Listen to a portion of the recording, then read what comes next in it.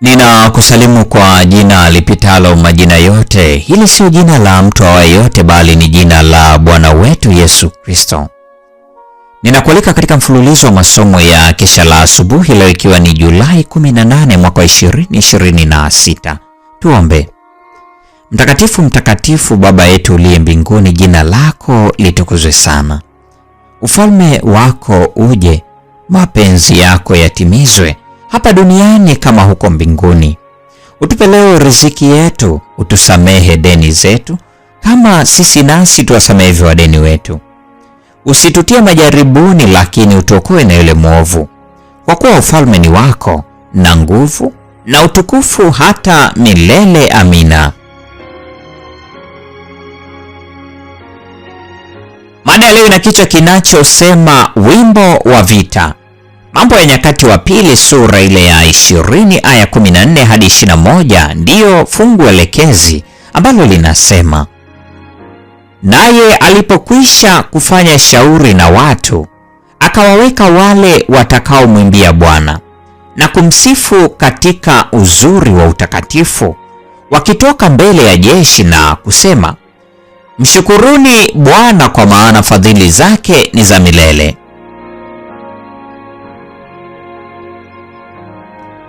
Ilikuwa ni njia ya pekee ya kwenda vitani kupigana dhidi ya jeshi la adui, kumsifu Bwana kwa kuimba na kumtukuza Mungu wa Israeli. Huu ndio ulikuwa wimbo wao wa vita. Walikuwa na uzuri wa utakatifu. Kama watu wangejihusisha zaidi na kumsifu Mungu sasa, matumaini na ujasiri na imani vingeongezeka kwa uthabiti. Je, hii isingeweza kuimarisha mikono ya askari shujaa ambao leo wanasimama kuutetea ukweli?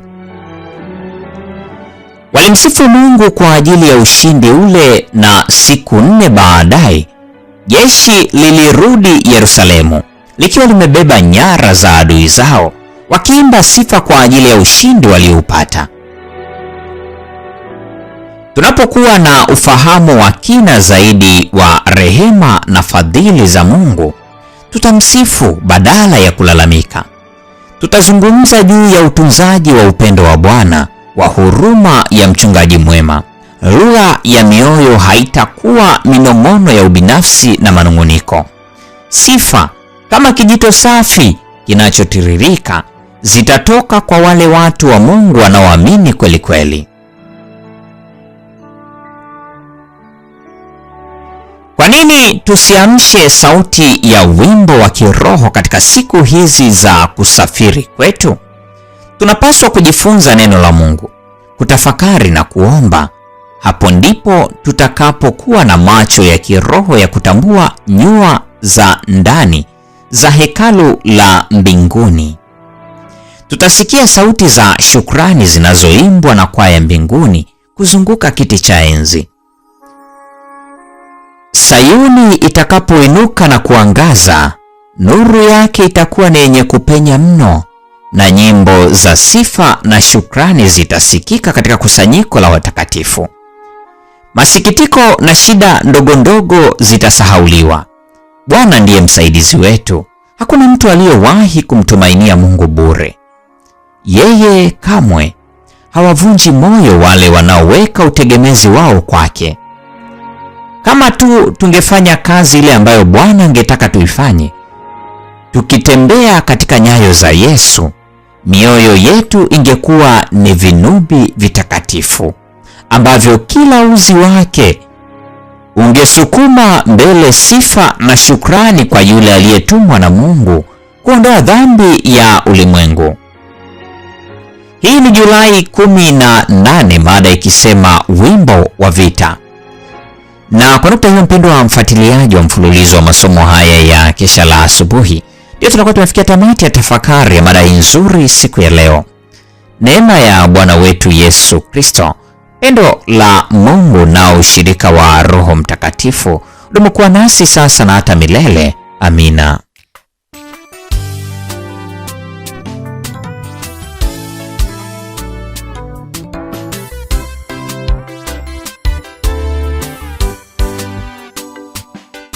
Ni wimbo gani mzuri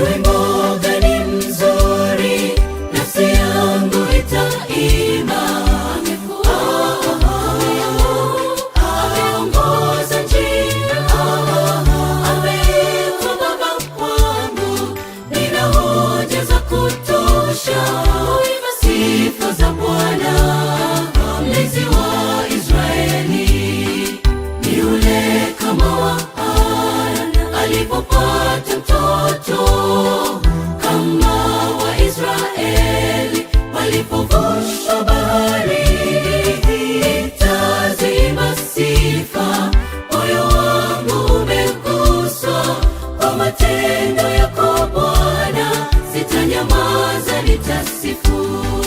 Ni yule kama wa Hana alipopata mtoto, kama Waisraeli walipovusha bahari.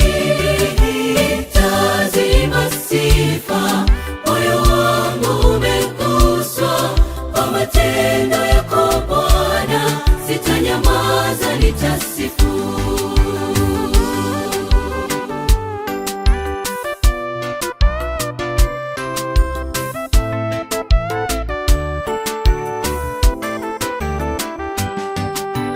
Hata tusipoyakumbuka ni mangapi alifanya, hatukuomba, yamefanywa ushuhuda kwetu.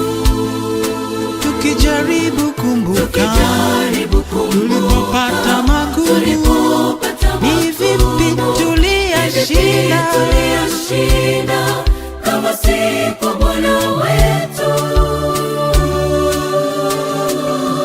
Na sasa tumetambua yajayo hatuyahofu, mweza wa yote asiyelala ni Bwana.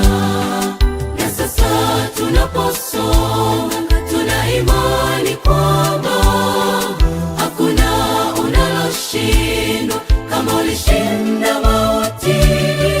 Sema kwa ujasiri, mioyo yetu yaamini, unayo kesho yetu Bwana, watuwazia yalo mema. Na sasa tunaposoma tuna imani kwamba hakuna unaloshindwa kama ulishinda mauti. Sema kwa ujasiri, mioyo yetu yaamini, unayo kesho yetu Bwana, watuwazia yalo mema. Na sasa tunaposoma tuna imani kwamba hakuna unaloshindwa kama ulishinda mauti. Sema kwa ujasiri